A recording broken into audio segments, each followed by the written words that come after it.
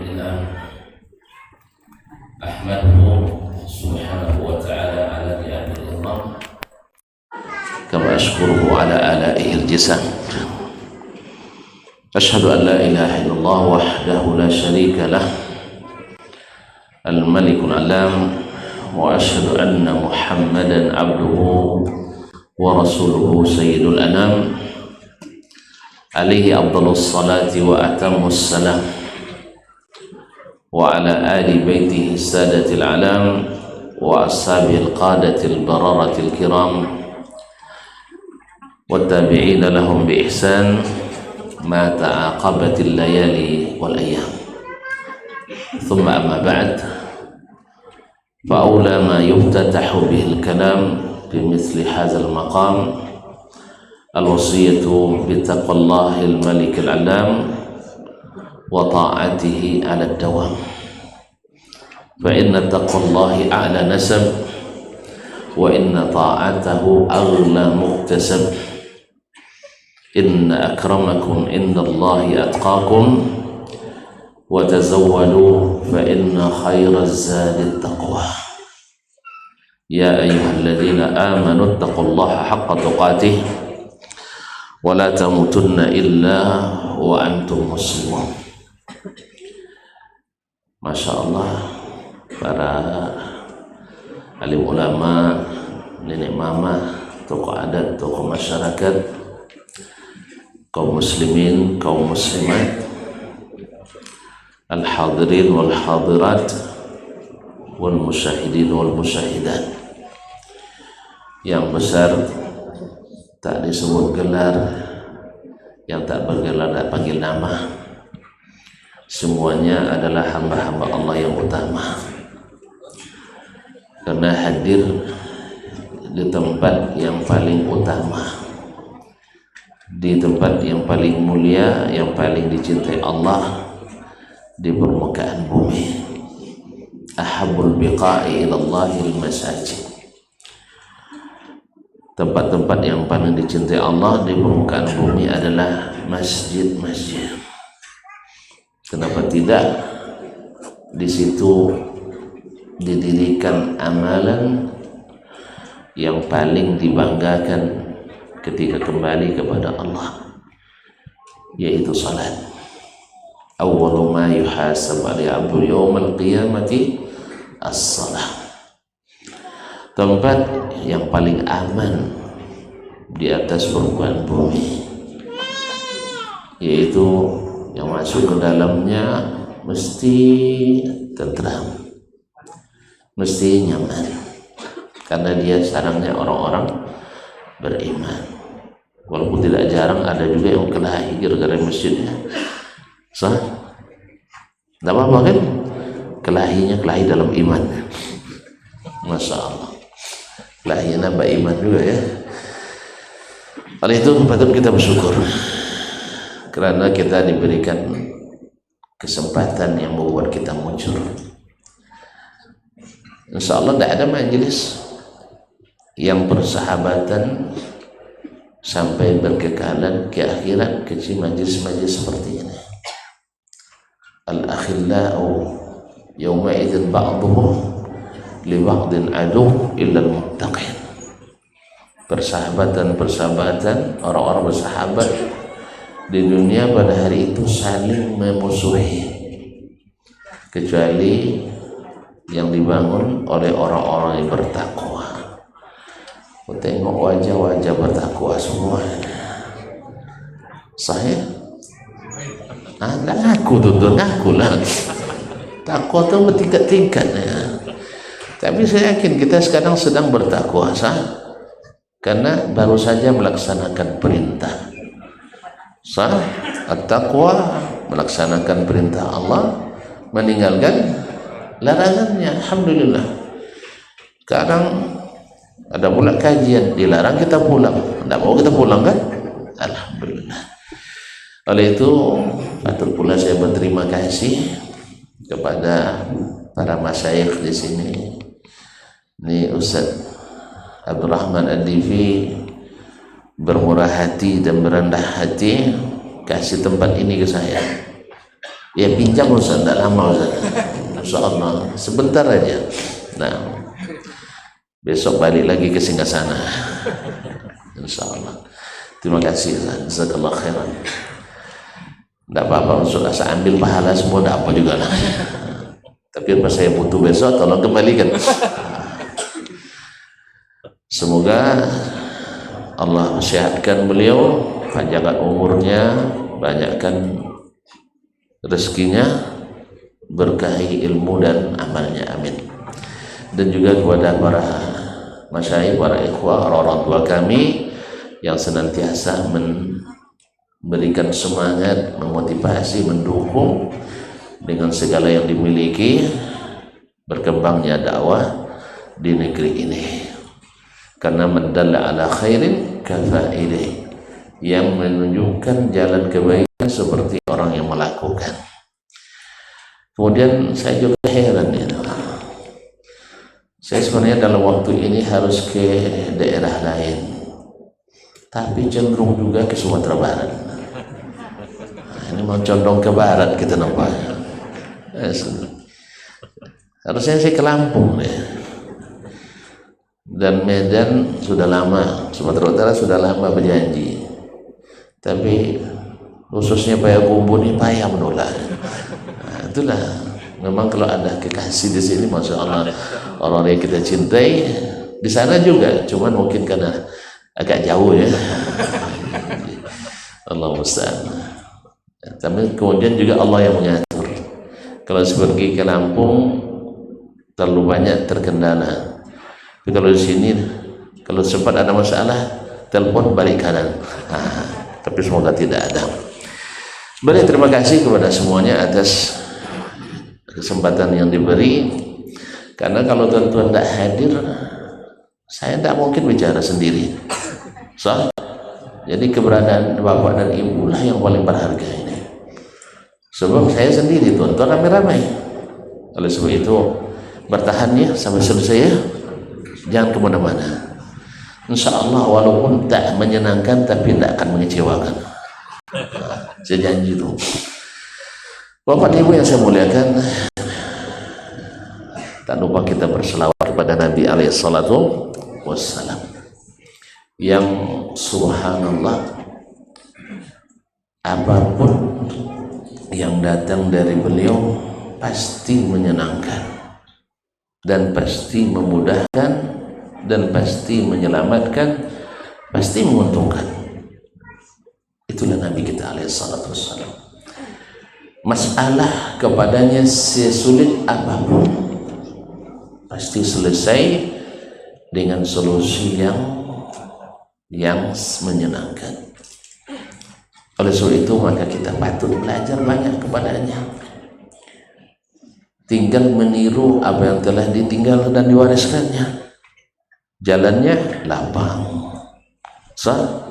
terang, lurus, lengkap dengan rambu-rambunya. Mudah-mudahan kita bisa taat sehingga sampai selamat kiamat selamat. Amin ya rabbal alamin. Oleh itu banyak selawat dan salam kepadanya ya. Setiap namanya disebut, namanya pun disebut menguntungkan kita juga. Memang orang baik-baik ini kalau namanya disebut keluar pula doa-doa baik dan pasti menguntungkan. Oleh sebab itu jadilah orang-orang baik, atau setidaknya senantiasa berniat baik. Kata Imam Ahmad, inwi khairan wa innaka la tazalu bi khairin ma nawaita khairan. Selalulah berniat berbuat baik, karena engkau selalu dalam kebaikan selama berniat baik. Oleh itu sekali lagi kita banyak-banyak bersalawat dan salam kepadanya. Kaum muslimin, sudah siapkah kita menyambut datangnya bulan Ramadan? Kita siap? Sudah siap? Kalau itu salah, kita tutup kajian. Awak kira belum siap, maka dibantu, siap-siap. Rupanya siap Ustaz. Ma'asyil kiram yang dirahmati Allah, Ramadan, Allah, bagi orang-orang yang mengerti dan paham, dia menjadi sesuatu yang dirindukan. Orang menunggunya dengan hati yang sukacita. Kenapa? Kenapa dirindukan? Sampai-sampai keluar hadis palsu. Bukan hadis dari Nabi, tapi perkataan ahli ibadah. Pasti tonton hafal. Sejak kecil lagi kita dengar. Law alimal ibad ma fi Ramadan latamannau an takuna as-sanatu kulluha Ramadan. Andainya para ahli ibadah, para hamba ini sadar apa yang ada dalam bulan Ramadan, pasti mereka berkeinginan bahwa tahun itu semuanya Ramadan. Tapi hikmah Allah menghendaki, walaupun kita bersemangat tinggi, tetapi ada masa-masa futur juga. Maka Allah berikan dia hanya 1 bulan, dan 1 bulan itu bagi orang yang menikmati singkat, ayyaman ma'dudan, hanya beberapa hari yang terbilang. Tapi bagi yang tidak menikmatinya, itu luar biasa lamanya. Makanya di tempat-tempat orang menikmati, salat semakin mundur. Di tempat-tempat yang tidak menikmati, salat semakin ada kemajuan, maju ke depan. Malam 1, 2, 3 masjid musalla, melimpah. Malam selanjutnya orang tumpah ruah di luar, di pasar, dan mulai seolah-olah hari raya besok. Sahih?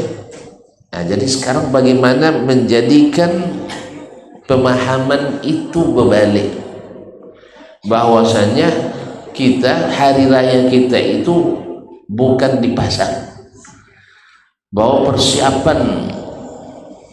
persiapan kita untuk bersuka itu bukan karena pakaian baru saja, tapi adalah bahwa kita benar-benar mencapai tujuan yang ingin didapatkan, visi yang harus dicapai. Apa kira-kira visi kita dengan puasa ini? Tidak ada sama sekali. Ya kalau gitu nggak usah kita puasa lagi. Allah sudah mengajarkan kita bahwa puasa itu untuk bertakwa. Untuk apa gunanya bertakwa? Memang kenapa kalau dapat titel takwa, kenapa sih?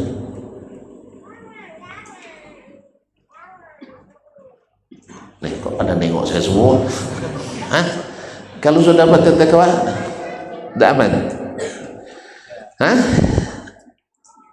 Apa buah dari takwa itu nanti? Masya Allah, surga.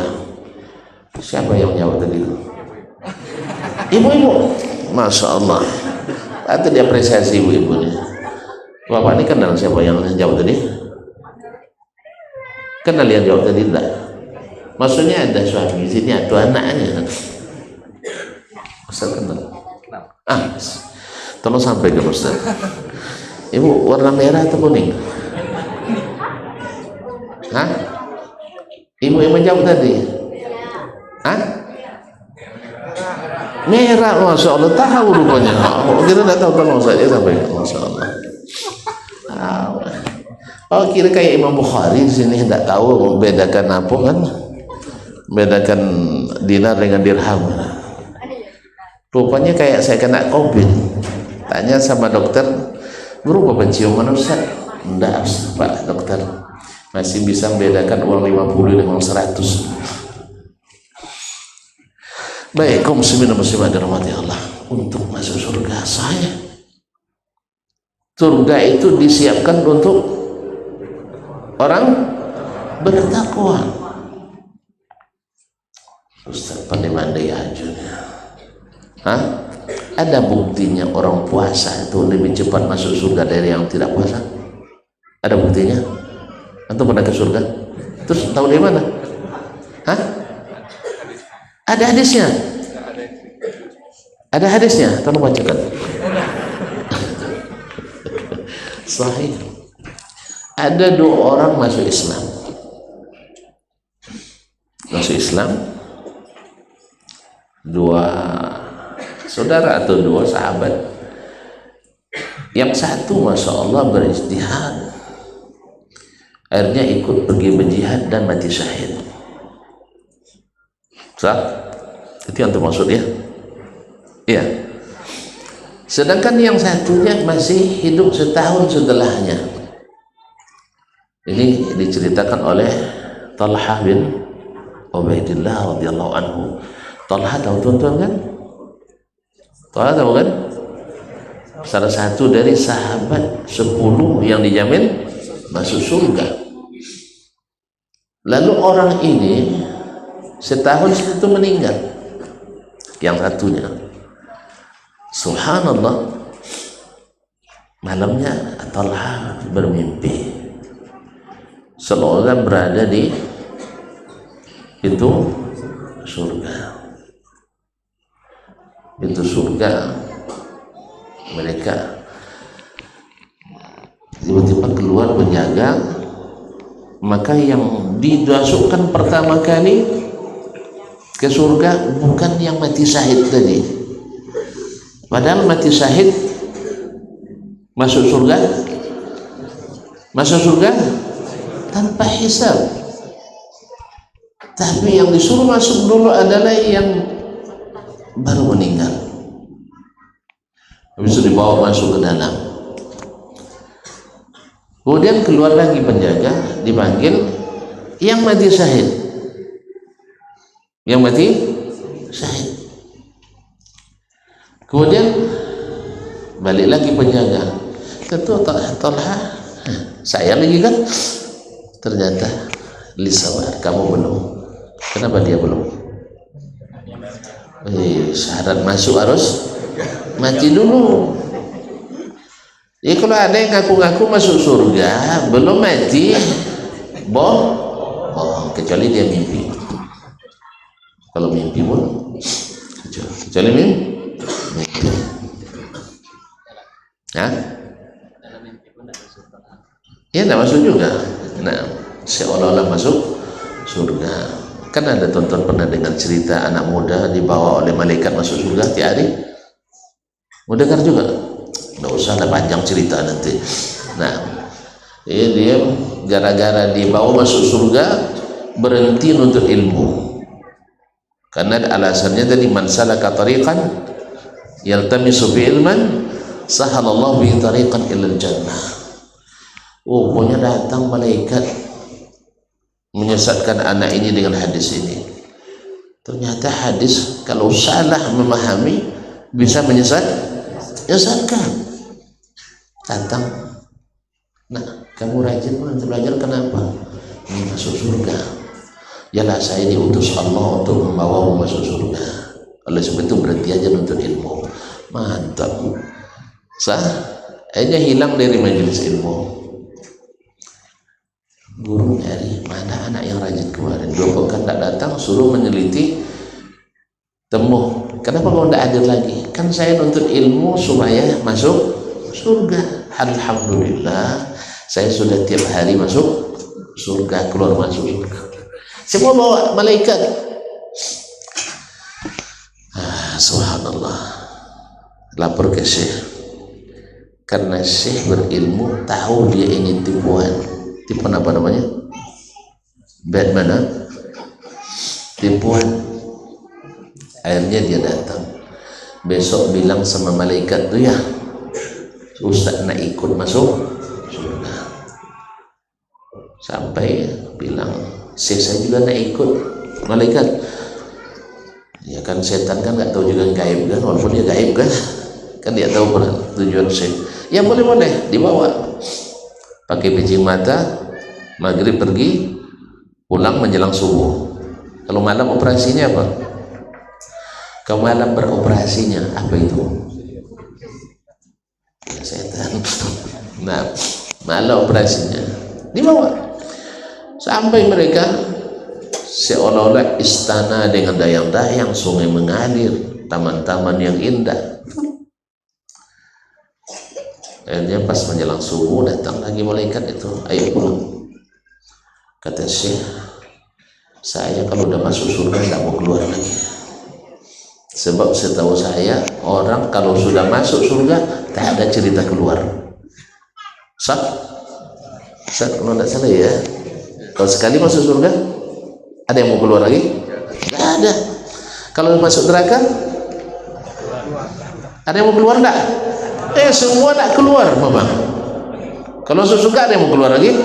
Enggak, makanya yang masuk surga tak ada keluar. Makanya tuan-tuan kalau sudah masuk surga jangan takut. Tidak akan ada lagi yang manggil-manggil. Salah masuk, enggak ada. Dan kemudian tidak ada pula nanti orang tersesat. Ada pula Trump di sini, kenapa nih?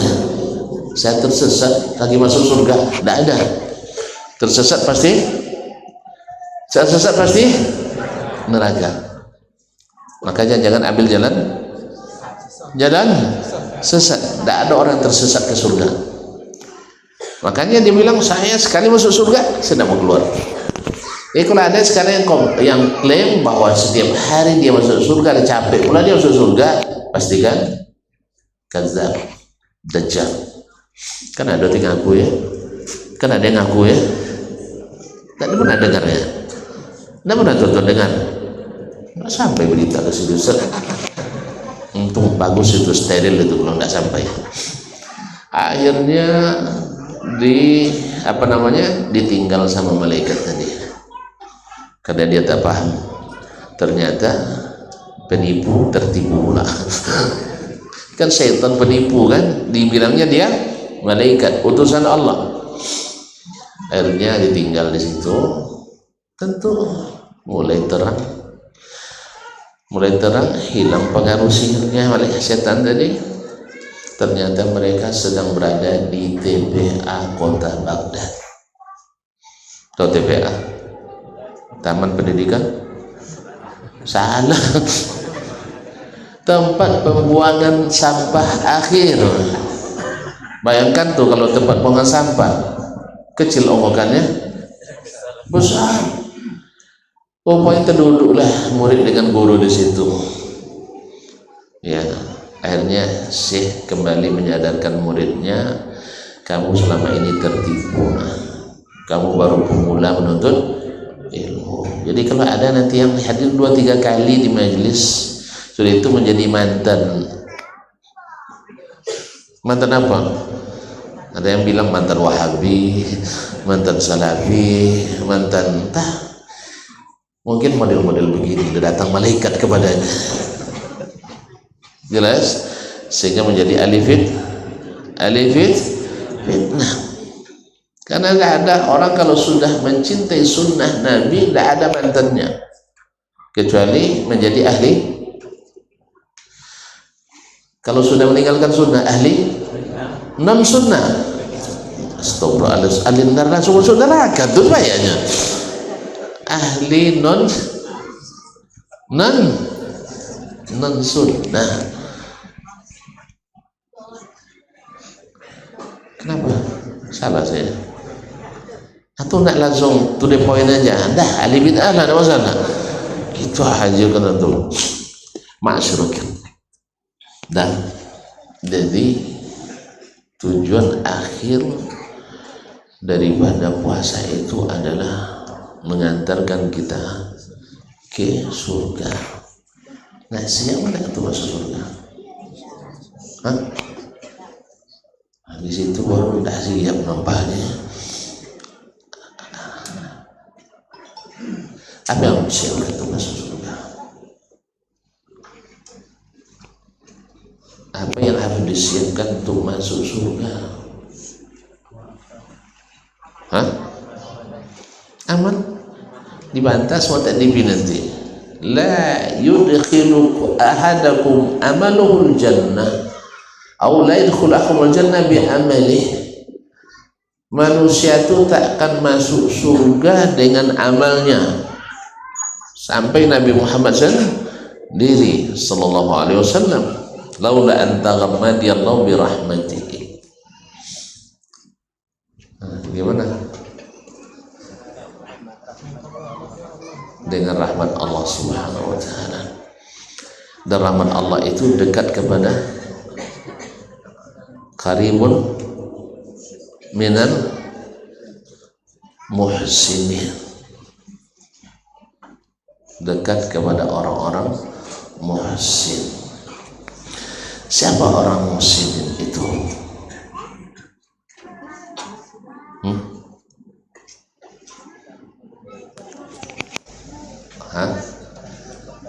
Orang yang berbuat baik.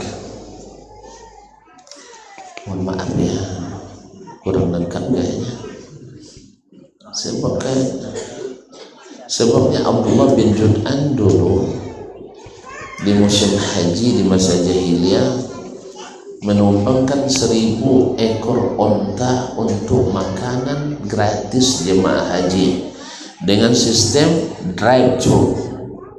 Itu drive-thru? Tidak tahu ya. Ngambil makanan sambil mengendara. Kancah-kancah yang tinggi dari atas onta, orang ngambil makanan itu 1000, tapi tidak bermanfaat baginya di akhirat. Berbuat baik tak dia? Buat baik dia. Nah, kaum muslimin rahmati Allah. Jadi yang perlu dipersiapkan, surga itu li ahlil iman. La tadkhulunal jannata hatta tu'minu. Kalian tak akan masuk surga sampai kalian beriman. Wala tu'minu hatta tahabbu. Kalian tak akan beriman sampai saling mencintai.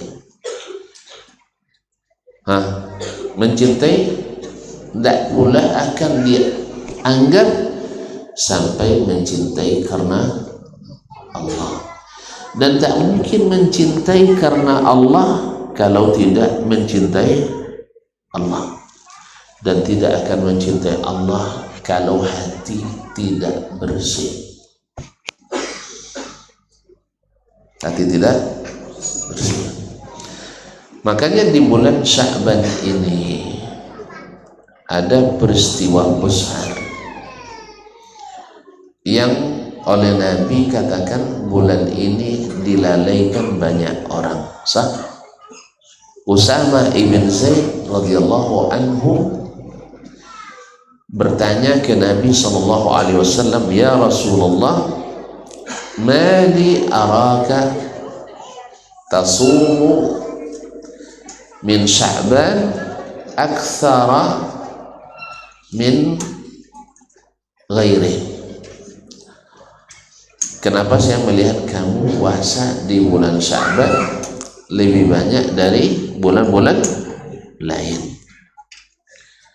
Lalu Nabi SAW mengatakan, zaka syahrun yaghfulu anhu an-nas baina Rajab wa Ramadan. Itu bulan yang dilalaikan orang antara bulan Rajab dan bulan Ramadan. Kemarin Rajab orang sibuk karena dia bulan haram, bulan yang dimuliakan, kemudian sekarang orang sibuk menyambut Ramadan, menyambut Ramadan, karena Ramadan adalah juga bulan suci, bulan harapan, sehingga Sya'ban kadang-kadang terabaikan.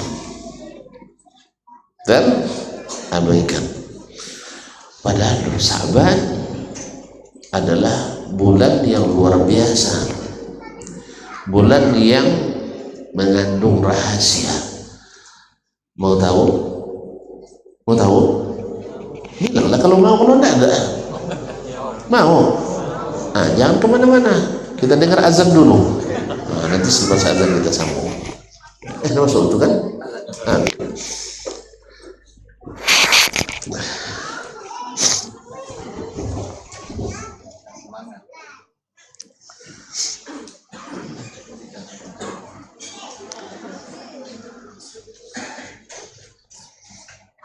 Allahu Akbar, Allahu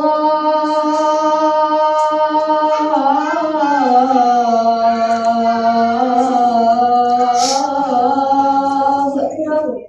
Allahu Akbar,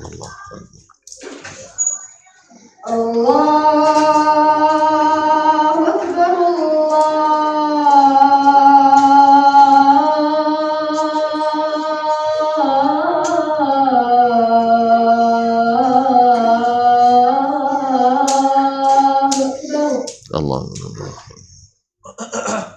Asyhadu an la ilaha illallah.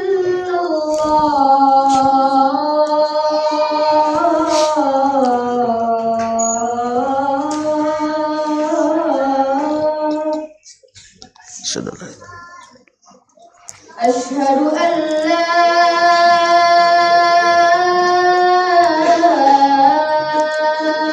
illallah.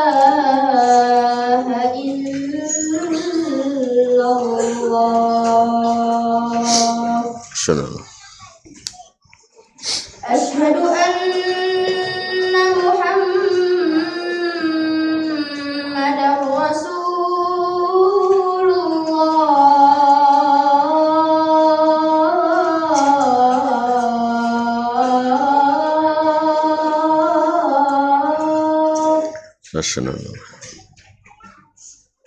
Asyhadu anna Muhammadar Rasulullah.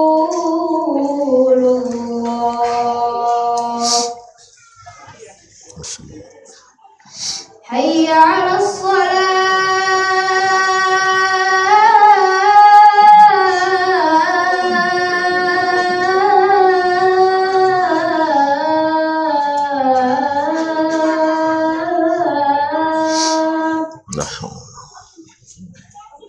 Hayya 'alas salah.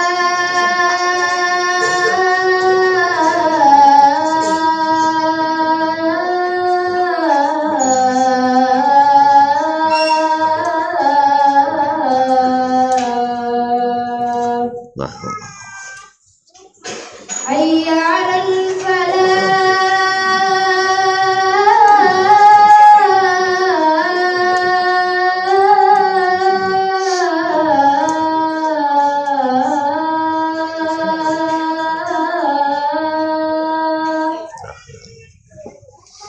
Hayya 'alal falah.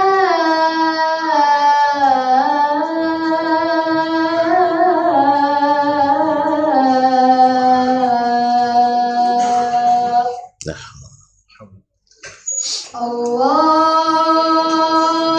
Akbar, Allahu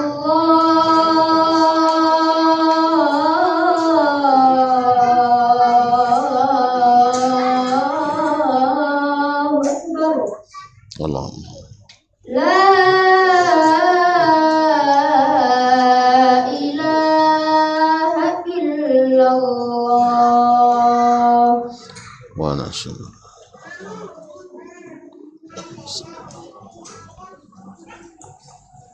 Assalamualaikum warahmatullahi wabarakatuh.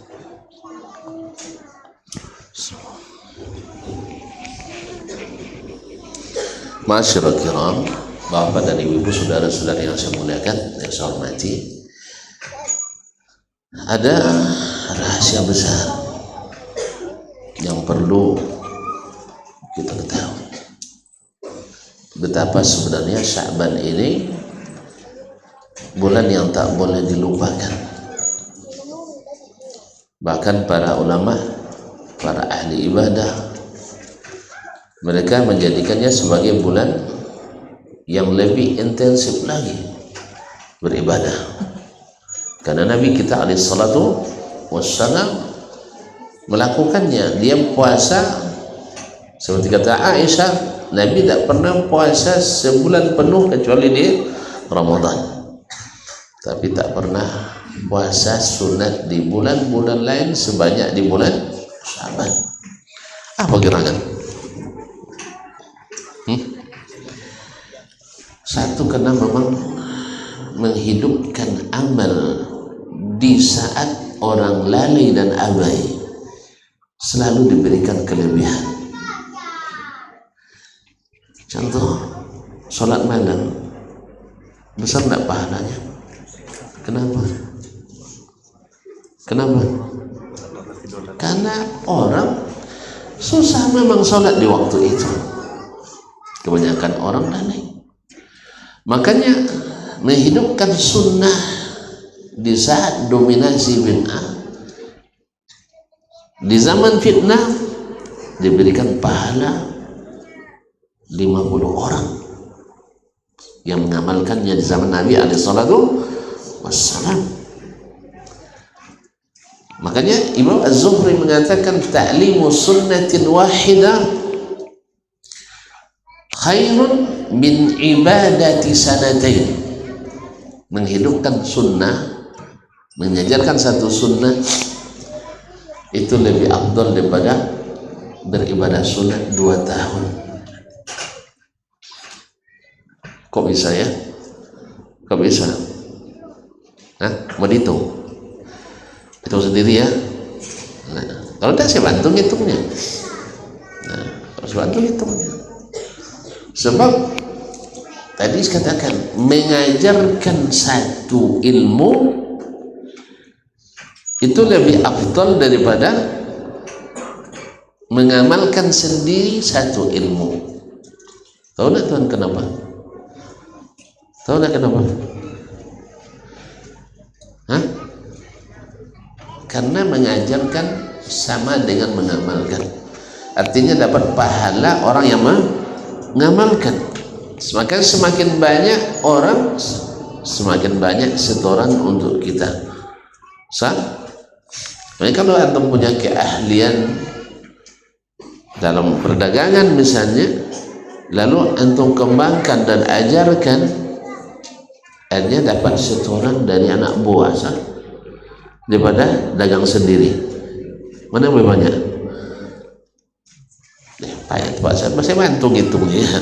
Nah, ada orang punya restoran ya 100 cabang. Nah, dari masing-masing cabang dapat setoran 100 juta.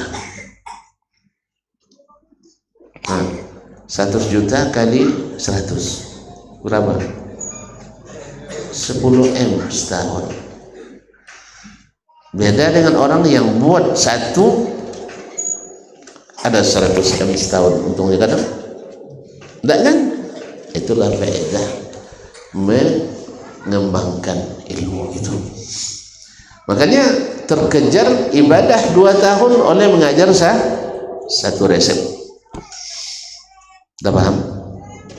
Kemudian saya tambah contoh lain.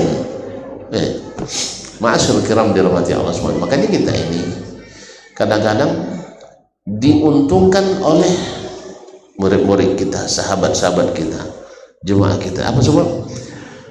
Ya kita ngajar mereka yang mengamalkan. Saya tambah lagi tentu kita yang mengamalkan dulu. Nah, oleh itu kaum muslimin dan muslimat dirahmati Allah SWT, Nabi menghidupkan Sya'ban karena banyak orang yang melupakan. Yang kedua, kata Nabi alaihissalatu wassalam, wa fihi turfa'ul a'malu ilallah. Di bulan Sya'ban itu amalan diangkat kepada Allah.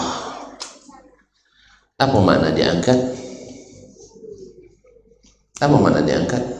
berkasnya sudah diangkat atau belum? Apa maknanya? Sudah dinaikkan. Sah? Kalau dinaikkan untuk dia apa? Hah? Iya, dilaporkan, dinaikkan, masih itu juga. Untuk apa dilaporkan? Untuk apa dinaikkan? Supaya diberi penilaian. Kalau sudah dapat penilaian, lulus verifikasi, hasilnya apa? Cair. Cair. Sah? Makanya itulah rahasianya orang-orang beriman, berpengaruh kepadanya, amalnya diterima. Makanya datang Ramadan, dia seperti orang sedang bergembira karena amalnya diterima. Oleh itu kaum muslimin wa muslimat dirahmati Allah, maka kata Nabi SAW, wa uhibbu an yurfa'a amali wa ana sha'im. Saya berharap, ingin amalan saya diangkat, dilaporkan dalam keadaan berpuasa. Kalau berpuasa amalan penutupnya, berarti sang penilai yang menerima laporan kalau nengok puasa senang. Sah? Kalau senang cepat di ACC, cepat disetujui. Tuan-tuan tidak usah ambil bawa pahala itu ke sini lah. Cuman kan dapat laporan notifikasi kan cukup kan? Antum terima gaji, ada PNS enggak? P3K? Enggak ada juga. Yang bekerja, enggak ada yang bekerja. Yang gaji bulanan ada. Yang penting bagi antum duit itu langsung sampai atau notifikasi ada masuk? Ini tanggal berapa nih Ustaz? 30 ya? Woi, akhir bulan. Nanti lepas jam 12 tuh banyak nengok HP itu, banyak qiyamul lail itu. Asli. Apalagi kalau berlomba dengan leasing. Tahu enggak? Ada dulu seorang dosen kan, gajinya cuma gaji sekitar 3 juta, utang di leasing 3.875.000. Akhirnya menjelang jam 12 dia tunggu di ATM. Pas masuk 3355 kredit, masuk ATM cabut semuanya. Orang bank terlambat. Berbulan-bulan berlanjut seperti itu, akhirnya sang orang bank mensomasi institusi tempat dia bekerja. Ternyata begitu. Jadi notifikasi itu yang penting. Sah? Ya tentu kan belum perlu pahala sekarang, sah? Tetapi ketenangan bahwa pahala kita sudah masuk karena notifikasinya masuk. Jelas? Karena memang amalan yang diterima bawa ketenangan. Buktinya kata Az-Zuhri atau selainnya atau Fudail bin Iyad bahwa sesungguhnya ketaatan yang kita lakukan akan menambah ketaatan lagi. Sama orang yang kalau membuat suatu usaha, suatu pekerjaan dan berhasil, dia semakin tekun dan mengembangkannya. Nah, ketaatan beriring dengan ketaatan itu tanda notifikasi masuk. Jelas? Maka saya ingin dalam keadaan berpuasa. Tapi puasa seperti apa? Karena ada kejadian besar lagi. Ini yang kita tunggu-tunggu, tidak beberapa hari lagi.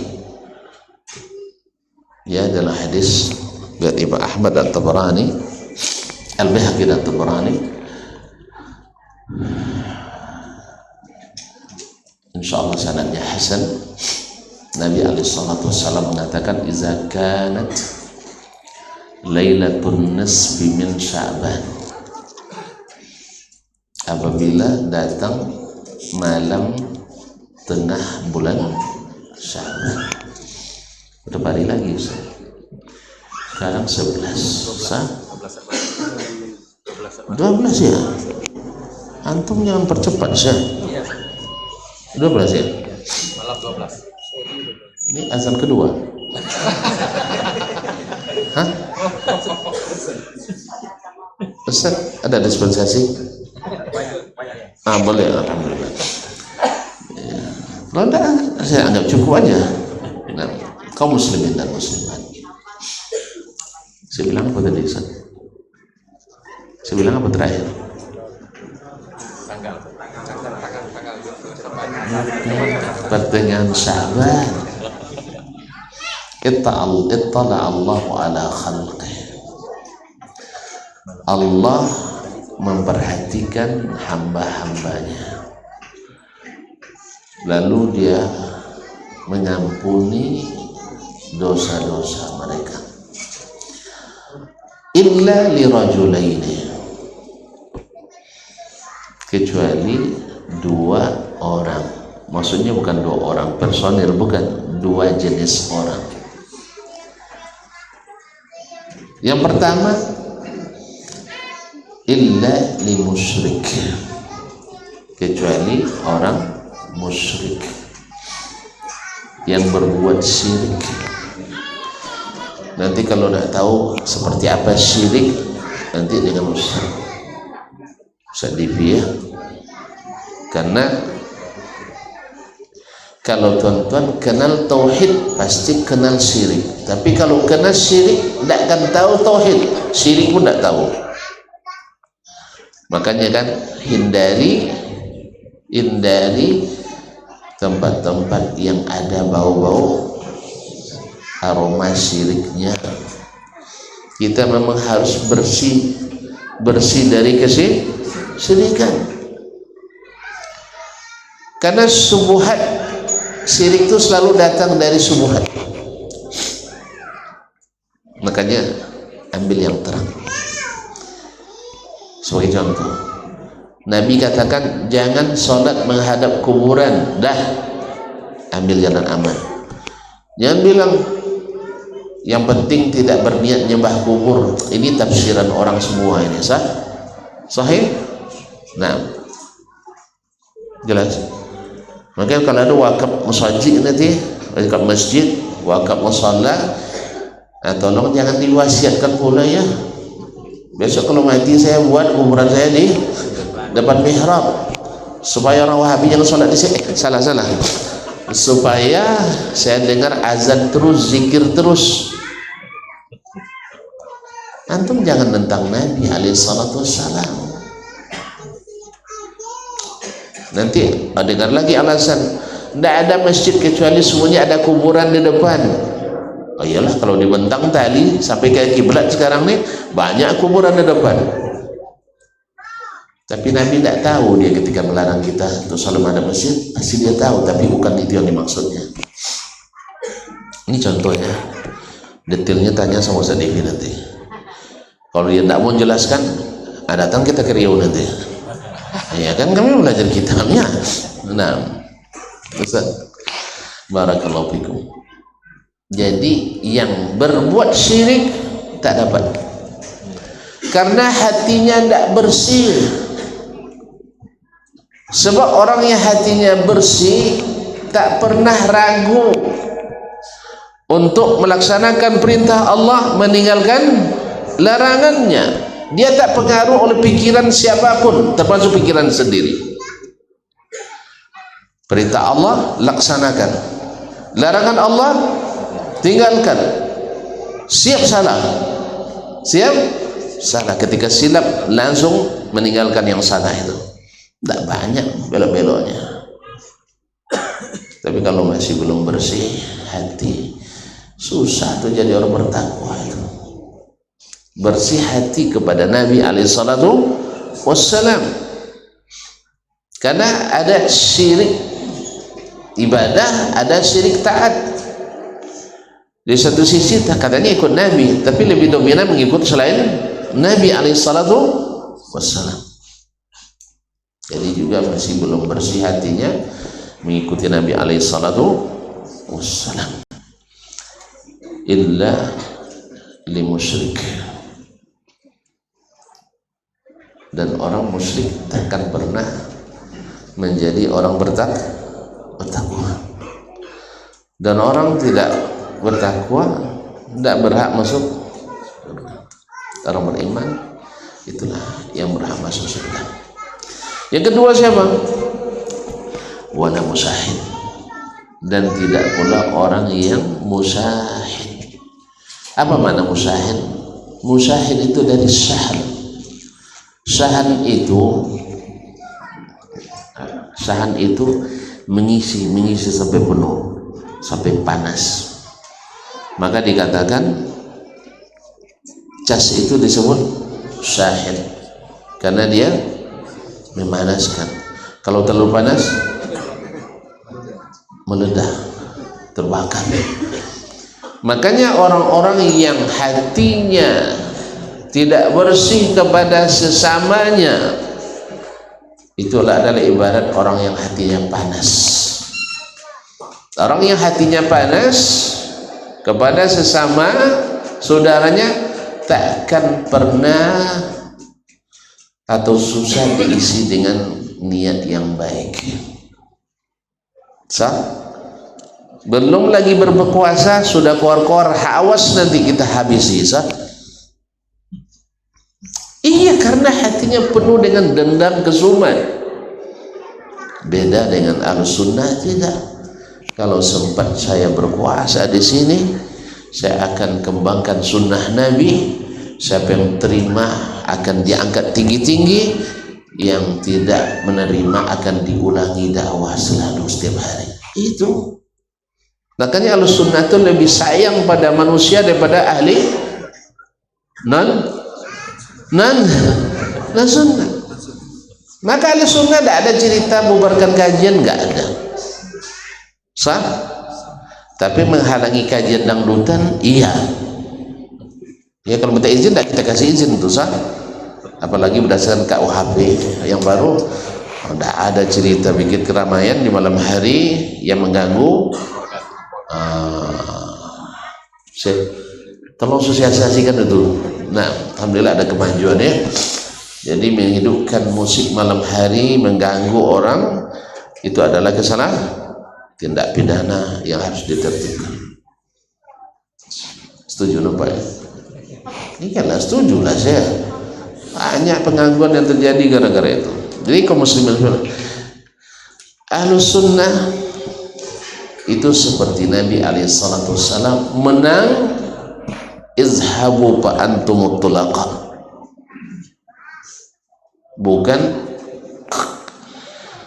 dah gila susah. Siap itu. Kalau antum berkuasa, sayangi hamba-hamba Allah. Dengan apa? Yang dengannya Allah dan Rasulnya menyayangi hamba-hamba Allah ini. Bersihkan hati. Oleh sebab itu, walaupun hadis ini tidak terlalu kuat, tapi hadis yang kuat dalam Sahih Bukhari mengatakan ketika amalan diangkat pada hari Senin dan Kamis, ada yang bilang di antara malaikat, si fulan terjadi masalah clash dengan saudaranya, lalu kata Allah, amhiluhuma hatta yastaliha, tunda proses pencairannya, tunda proses laporannya sampai keduanya berdamai. La ilaha illallah. Sampai keduanya berbaikan. Jadi kalau kontraktor dengan Pempro berkelahi tidak diproses. Kadang-kadang ada kelahi juga kan gara-gara pembagiannya tidak. Allah mustahil. Ya, maka hati. Makanya Imam Mujahid ketika menafsirkan kata musahid, dia tidak ragu mengatakan hadza mubtadi' ahli bid'ah. Karena sebesar-besar permusuhan yang terjadi adalah akibat dari meninggalkan sunnah Nabi alaihi salatu wassalam. Lihat kaum muslimin, sahabat berselisih ada nggak? Ada berbeda pendapat? Ada nggak berbeda pendapat? Tapi ada aliran agama? Tidak punya aliran. Sebab apa? Mereka tidak sampai berbuat bid'ah. Tapi katanya Umar imamnya ahli bid'ah. Hah? Itulah. Tidak ada yang mengatakan itu kecuali ahli bid'ah juga. Tidak ada yang mengatakan itu kecuali ahli bid'ah. Kalau Ahlussunnah tak pernah mengatakan Umar bapaknya bid'ah. Ada yang bilang pula Nabi itu di zamannya terjadi bid'ah, dia setujui. Saya tantang antum. Berarti Nabi yang diantara yang diajarkannya adalah bid'ah sah? Sahih. Nabi ada mengajarkan bid'ah. Tapi katanya disetujuinya bid'ah. Paham saya? Kalau itu kaum muslimin dan muslimat dirahmati Allah, maka Nabi tak pernah mengatakan taraktu fikum amrain atau salah satu umur. Amrain, dua perkara. Takkan tersesat kalian selamanya kalau kalian pegang teguh keduanya. Apa itu? Al-Quran, kitabullah, wa sunnati. Ada Nabi bilang wa bid'atil hasanah. Berarti Nabi tak pernah merestui bid'ah. Kapan baru terjadi perselisihan sampai terjadi pembunuhan? Setelah lahirnya bid'atul khawarij, bid'atul qadariyah, bid'atul syiah, bid'atul murji'ah, bid'atul mu'tazilah, dan seterusnya. Oleh sebab itu, mau tak masuk surga? Mau? Nah, kita tinggalkan yang dua tadi. Jangan berlaku syirik, bersihkan hati pada Allah dan Rasulnya Sallallahu Alaihi Wasallam, murnikan keikhlasan padanya dan serahkan ketaatan 100% pada nabinya Sallallahu Alaihi Wasallam, maka hati kita bersih. Yang kedua, bersihkan hati pada semua saudara kita. Ada dua yang membuat kita berselisih. Ada yang tahu? Satu syahwat. Syahwat kan yang membuat kita berselisih. Apa contohnya syahwat? Awak nak jadi ketua juga, dia nak jadi ketua juga. Akhirnya apa yang terjadi? Terjadi fitnah. Terjadi saling serang. Atau awak nak kaya tapi nak jadi, ya kan? Hampir jadi kaya terus kan? Kawan sebentarnya langsung kaya, datang hasad, tidak bersih lagi hati. Ingat, hasad dan iman tak bisa bergabung. Tak akan bergabung, kata Nabi SAW. La yajma'ul iman wal hasad fi qalbi ahad. Hasad dan iman tak akan bertemu dalam tubuh seseorang. Kalau ada hasad, iman hilang. Kalau ada iman, hasad hilang.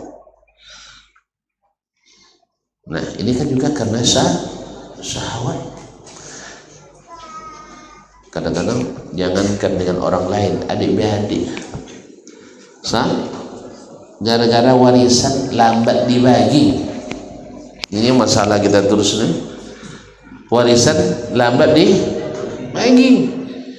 Ini masuk lagi semondo yang menguasai.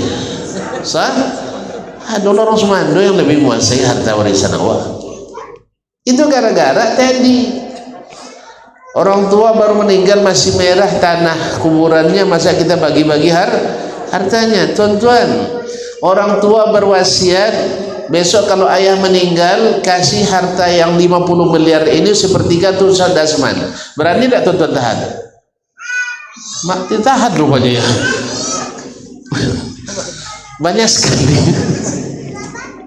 Nah, kalau gitu 50 juta lah. Ha.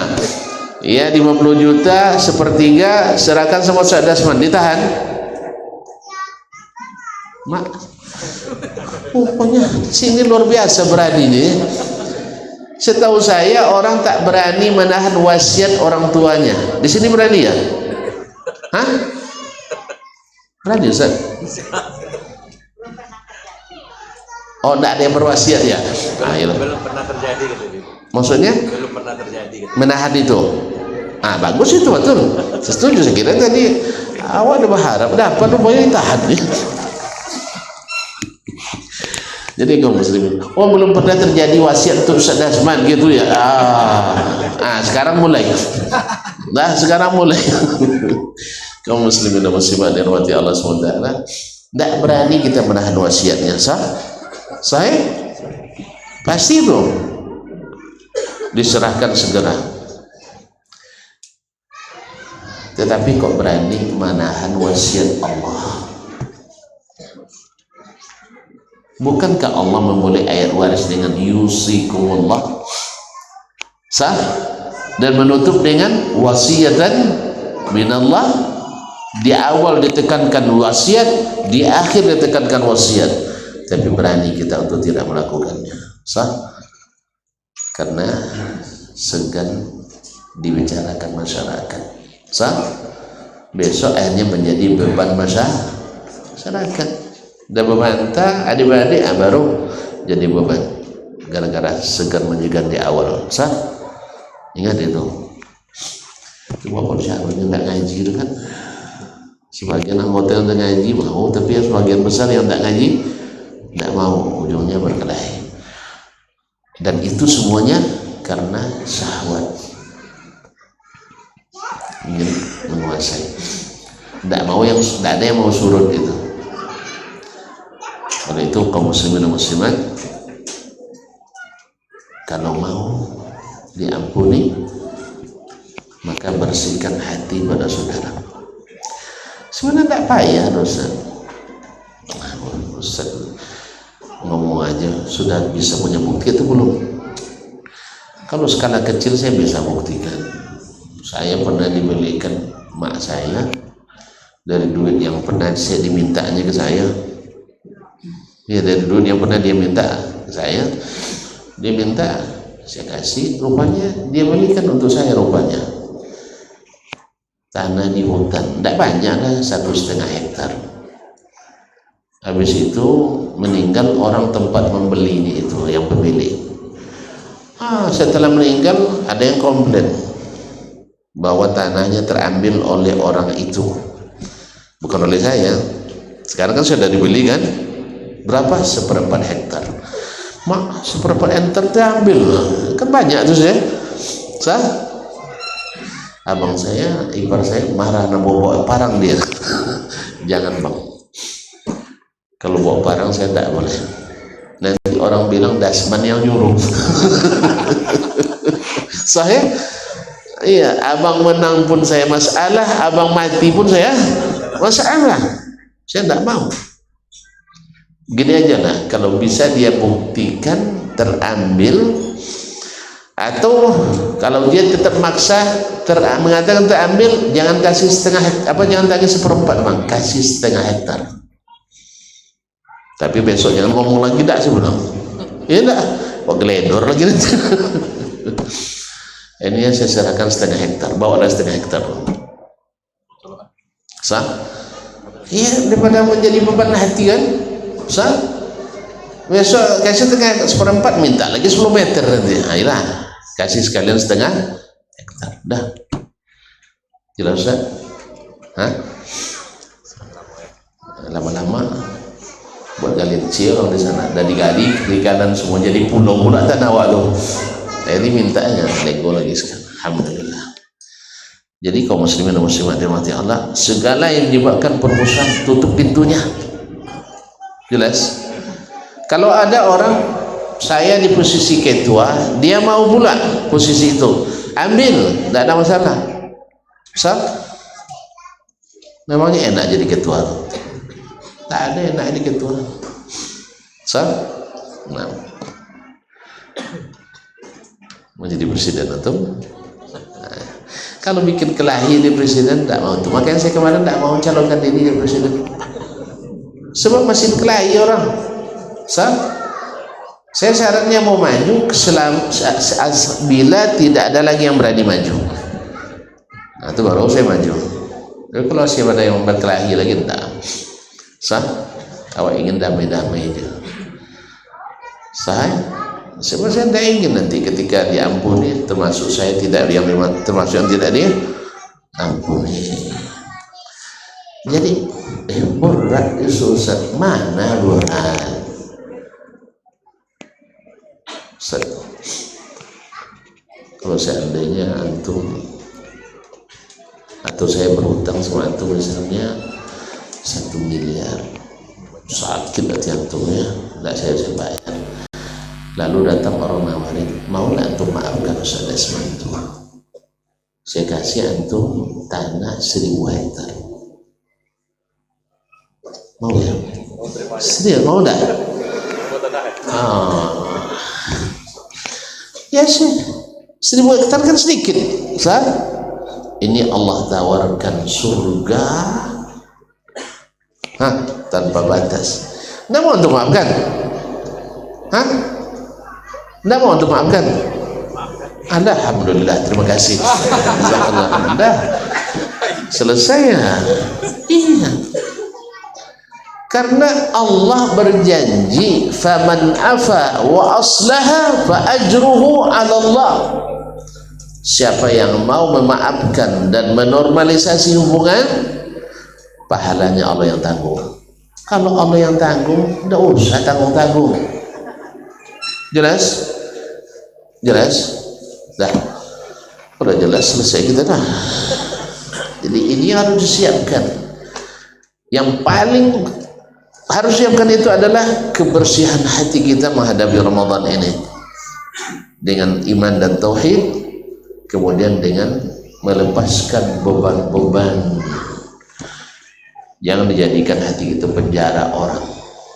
Ini banyak orang yang kita tawan di hati kita, bukan karena menawan, tidak ya, tapi karena kebencian. Sebulan ini salahnya, simpan pula sini. Sebulan ini keteledorannya, simpan pula sini. Bulan ini dendam kesumatnya, simpan pula. Ini banyak dia orang di dalam kita, sesaklah dadaku. Banyak penyakit jadinya. Jelas? Oleh sebab itu bersihkan hati itu. Pokoknya dari sekarang tak minta maaf, lupa saya dengan orangnya. Pokoknya semua hamba Allah yang ada kesalahan pada saya maafkan dari sekarang. Dan pas melintas dia besok, itu juga rupanya. Nah, jadi hal lagi dah, saya sudah maafkan. Benar ya, luar biasa kaum muslimin dan muslimat dirahmati Allah SWT. Bukan orang kan karena sakit hati itu kan memang disakiti. Abu Bakar pernah merasakan sakit hati yang luar biasa pada kerabatnya ketika Aisyah difitnah. Dia punya saudara atau kerabat namanya Mistah buta radhiyallahu anhu, tapi fitnah orang munafikin mengacaukan suasana Madinah sampai-sampai dia terlibat pula dalam kasus itu. Hanya Abu Bakar bersumpah, demi Allah sejak sekarang jangan harap. Padahal dulu dia belanjai 100% keluarganya. Sejak itu Abu Bakar bersumpah, Allah turunkan ayat, jangan pula bersumpah orang-orang yang Allah berikan keutamaan dan kelebihan. Di ujung ayat, ala tuhibbuna yaghfirullahu lakum, kalian tidak mau Allah mengampuni kalian. Ternyata ampunan Allah itu lebih besar daripada melepaskan dendam. Maka Abu Bakar serta merta mencabut kembali sumpahnya. Bala ya Rabb, inna lana maghfiratak, kami mengharapkan ampunanmu. Dah, Jelas ya? Nah, kalau sudah lapang ini semua nanti diisi dengan apa? Dengan berbagai ilmu, ya, berbagai hal-hal yang menumbuhkan keimanan. Ya, di antara amalan-amalan utama tadi secara eksplisit sudah disebutkan, yaitu membiasakan puasa, supaya nanti di hari pertama Ramadan bukan lagi puasa hari tua, puasa tua, enggak, kan banyak tuh, aku enggak puasa nah, deh puasa hari pertama ini berat katanya. Iya, setelah sepanjang tahun sekali itu baru puasa kan, itu kan. Maka dimulai dengan bulan Syaban ini diperbanyak. Ya diperbanyak ini kan tergantung masing-masing kita lah. Kalau dulu tidak pernah puasa berarti puasa di bulan apa nih? Syaban ini 8 hari udah banyak tuh kan. Tapi kalau biasanya Senin Kamis hari Ayyamul Bir ditingkatkan sedikit. Nah, tentang hukum-hukumnya nanti dengan Ustaz kita di sini. Misalnya apa hukum setelah dengan bulan Syaban, masih boleh sholat, masih boleh puasa sunat atau tidak? Ya, kalau orang yang belum biasa puasa sebelumnya, kalau setelah pertengahan Syaban tidak dianjurkan lagi. Tapi kalau orang yang sudah biasa puasa sunat, lanjutkan. Bagaimana dengan puasa 2 hari, sehari menjelang Ramadan? Kalau seorang yang memang tidak puasa sebelumnya, bukan karena kebiasaannya, maka tidak dibolehkan puasa 2 hari sehari menjelang Ramadan. Tapi kalau memang adatnya puasa sehari, maka dibolehkan. Dan sedangkan puasa di Yaumus Syak, hari yang diragukan, yaitu malam 30 Sya'ban, tak terlihat hilal karena mendung, maka besok jangan puasa, karena itu hari yang diragukan. Sahih dari Nabi SAW untuk dilarang puasa. Kemudian Ramadan adalah syahrul Quran, maka dulu para ulama juga menyebut Sya'ban ini baginya adalah syahrul Qurra, yaitu bulannya para membaca Quran. Maka dari sekarang dimulai pemanasannya, ibarat olahraga perlu warming up, perlu pemanasan. Nah, kemudian sedekah. Bahkan sebagian ulama mencepatkan yang berzakat kadang mengeluarkannya di bulan Sya'ban. Apa sebab? Supaya orang-orang yang membutuhkan mempersiapkan untuk dinikmati di bulan Ramadan. Sama juga bagi kita yang punya program beri pakaian untuk anak-anak yatim, orang miskin, saudara, karib kerabat, sebaiknya sebelum Ramadan ini, supaya nanti pas malam-malam tarawih tidak sibuk mereka di pasar nyari. Mana dapat duit Ustaz Dasman tadi katanya beli pakaian, akhirnya tidak sholat tarawih. Maka ikan bisa dari sekarang. Para penjahit kan udah mulai sekarang tuh kan, tapi pesan pakainya hari raya ya. Jangan pakai dulu, nanti udah lusuh pula kan, apalagi kainnya sekali pakai sudah Allah musta'an. Jadi biasakan juga sedekah, zikir dan seterusnya. Tapi yang tadilah yang paling ini adalah membersihkan hati tadi, sehingga sabar akan terlatih. Karena intinya semua adalah sabar. Kalau bisa tuh memaafkan, berarti itu sudah masuk golongan orang yang penyabar. Karena yang bikin marah kita kalau tidak sabar tadi. Baik, barangkali apa yang ingin kita dengarkan malam ini sudah kita dengarkan. Yang penting antum sudah bersedia memaafkan saya tadi kan. Besar yang Allah sediakan. Maka dari sebab itu maafkan aja lah. Karena orang pemaaf itu selalu diberikan Allah kelapangan. Ada sebuah kisah, tapi ini kisah nyata. Ya, seseorang yang masih, atau udah pernah dengar lah ya, mau dengar juga, ayolah. Seseorang saya dengar juga dari seorang khatib ya,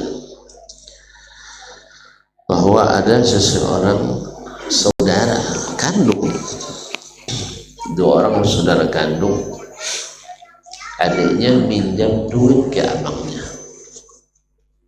dengan alasan untuk sekolah anak, janji ada waktu yang tidak lama akan dibayar. Tapi subhanallah, tas syaitan apa yang memainkannya, dia bilang tidak pernah ada saya pinjam duit sama abang. Ini jumlah lumayan besar juga, dan kawan untuk sekolah anaknya. Setiap ditelepon, diam dulu yang marah, yang minjam itu yang marah. Abang nuduh saya minjam, pokoknya sampai pula ke orang tuanya. Maknya marah sama adiknya itu, sehingga ya hubungan rusak hubungan. Ya, Antam kecewa kan, awak dah kumpul duit untuk sekolah anak, hampir setahun dikumpulkan, tiba-tiba dipakai oleh, bukan terlambat dibayar, tidak mengaku. Masa lupa ya. Tapi begitu terjadi. Akhirnya pada suatu hari sang abang ini, emaknya tadi sudah pada mendoakan keburukan bagi adiknya tadi, demikian juga saudara tertua mereka. Satu hari dia masuk ke masjid, pas pula Syekh menyampaikan kajian tentang sifat pemaaf. Ya, sifat pemaaf. Dan ingat, doa terbaik kita di bulan Ramadan apa? Allahumma innaka afuwun tuhibbul afwa fa'fu anni. Ya Allah, sesungguhnya Engkau suka sifat pemaaf, sesungguhnya Engkau maha pemaaf, suka sifat pemaaf, maka maafkan aku. Jadi memang kalau mau dimaafkan, ya harus juga pemaaf juga, karena Allah suka pemaaf. Al-jaza' min jinsil amal. Akhirnya masuk kaji. Dia masuk pelajaran itu bagi sang abang. Lalu dia bilang dalam hatinya dengan sungguh, ya Allah, inni bi'tu mazlamati akhi lak. Ya Allah, saya jual. Pak, enggak dijual beli dengan Allah kita sekarang nih. Artinya saya maafkan adik saya, tapi kamu yang tanggung pahalanya. Itulah lebih kurang bahasanya. Artinya saya jual kezaliman ini kepadamu. Allah suka enggak seperti itu ya Ustaz? Allah suka enggak begitu? Ya Allah, saya maafkan saudaraku, engkau beri aku pahala. Suka enggak Allah? Kenapa lambat jawabnya? Ragu tuh ya. Kan dia bilang Allah suka yang seperti itu. Akhirnya dia pulang ke rumah orang tuanya. Dia pulang ke rumah orang tuanya juga, dan dia sampaikan hajat bahwa besok malam saya nak menjamu seluruh keluarga adik-beradik. Ya, maksudnya untuk menetralisir kembali hubungan adik-beradik. Yang pertama dia telepon yang berkasus itu, yang berkasus. Fulan, sebelum jawab salamnya ada marah-marah. Ngapain lagi telepon saya? Nggak ada, katanya. Dengar dulu. Nggak ada, saya minta duit. Nggak ada, selesai. Pokoknya aman. Kamu tak perlu lagi, saya tidak akan untuk itu. Nggak ada masalah lagi, aman. Soalnya kita nanti besok malam kita ngumpul di rumah orang tua, kita makan bersama adik-adik, sah? Alhamdulillah datang lagi. Jadi di waktu itu datang godaan setan sebenarnya. Sekarang artinya dibisikkan setan, buka aibnya di depan orang ramai ini. Kan ramai di keluarga tuh. Yang baru tahu kan baru 2 orang, ibunya dan saudara laki-laki tuanya. Lain belum tahu. Tapi alhamdulillah perang batinnya dimenangkan oleh bisikan imannya. Ya saya sudah berjanji sama Allah memaafkan. Akhirnya dia teruskan. Dia sampaikan kepada orang tuanya bahwa saya dengan si adik ini tidak ada masalah lagi. Akhirnya luar biasa pula gembira orang tuanya sampai menangis pula emaknya, minta maaf pula pada anaknya ini kan. Nah, singkat cerita, selesai dari pertemuan malam itu dia pulang ke rumah menjelang tidur, wudu dan sholat dulu, sholat witir dan baru tidur.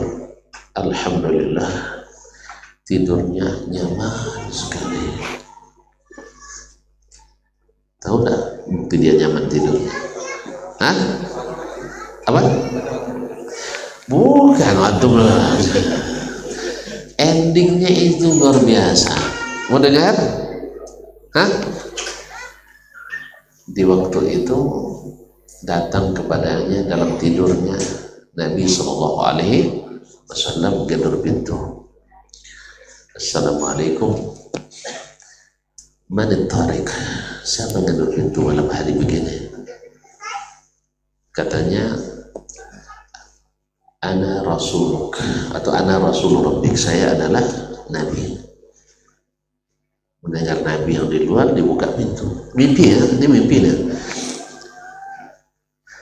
Subhanallah, langsung dipeluk cium oleh Nabi alaihissalatu wassalam. Saya sampaikan kepadamu, Allah sangat senang dengan perbuatan malam ini.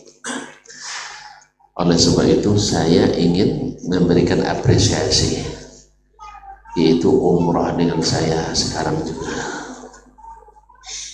Akhirnya dibawa umrah oleh Nabi alaihissalatu wassalam, tawaf, sa'i, mulai dari semuanya amalan umrah bersama Nabi alaihissalatu wassalam.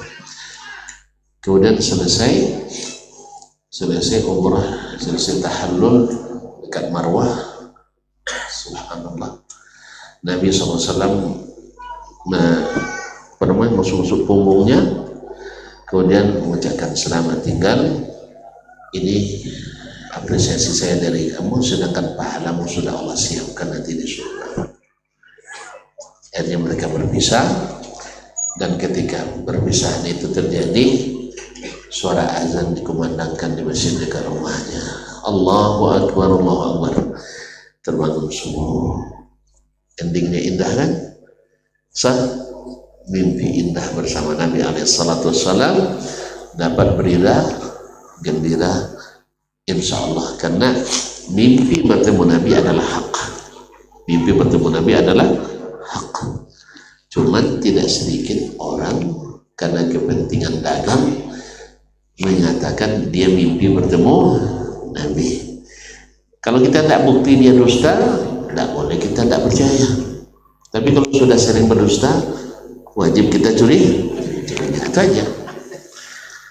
Masa bila dia ingin mimpi datang Nabi kan, ya Aisyah aja tidak dapat yang seperti itu. Abu Bakar tidak dapat seperti itu, dia dapat. Ini perlu dicurigai. Cium lutut pula. Lah, Allah jadi ciri-ciri dustanya nampak, ciri-ciri dusta nampak, itu karunia. Dan banyak daripada ulama justru merahasiakan itu. Ini tidak justru menjadi kebanggaan yang ditebarkan bahwa kita adalah orang-orang yang karamah dan sunnah. Oleh sebab itu mudah-mudahan ini menambah semangat kita pula bahwa sesungguhnya, dan ini kan sesuai dengan syariat semuanya, bahwa siapa yang memaafkan Allah tanggung pahalanya. Tayyib, mau kan? Ayo kita hadapi Ramadan ini dengan hati yang bersih kepada Allah, bersih pada Nabi alaihissalatu wassalam, bersih kepada kaum muslimin dan muslimat, dan khususnya orang-orang kita yang paling dekat, suami, istri, orang tua, anak-anak, saudara-saudara, kerabat. Ya pokoknya tidak usah lah. Ini kita kadang-kadang setan bilang awak yang tua, awak boleh minta maaf. Tidak ada rumusnya. Yang paling baik yang minta maaf. yang lebih baik yang segera memakannya. Tidak ada saya yang paling besar, saya yang paling mulia, saya paling tinggi titel, saya paling kaya. Tidak, itu syaitan semuanya itu. Jelas? Kalau jelas, kita tutup aja lah dulu. Terima kasih dan mohon maaf. Wabillahi taufiq wal hidayah. Wallahu ta'ala alam. Wassallallahu nabiyana Muhammad sallam. Wassalamualaikum warahmatullahi wabarakatuh.